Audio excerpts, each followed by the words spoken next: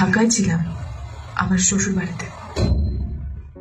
বাংলাদেশ পেরিয়ে উত্তর আমেরিকায় মুক্তি পেয়েছে প্রিয়তমা ছবি। সেখানে বাঙালি প্রবাসীরা দেখছেন হিমেল আশরাফের পরিচালনায় প্রিয়তমা ছবি। প্রবাসী বাংলার মানুষগুলো দারুণ প্রশংসা করছে। প্রথম কয়েকদিনে আয় করেছে $40,000, যা বাংলা টাকায় 50 লাখ টাকার মতো, যা নতুন রেকর্ডের দিকে এগিয়ে যাচ্ছে।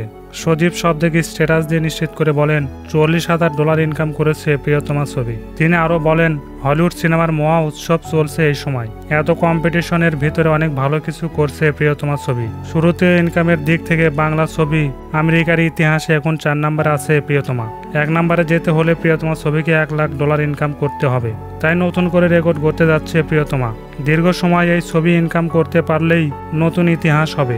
রোমান্টিক অ্যাকশনে ভরা ছবিটি প্রযোজনা করেছেন আরশাদ আদনান।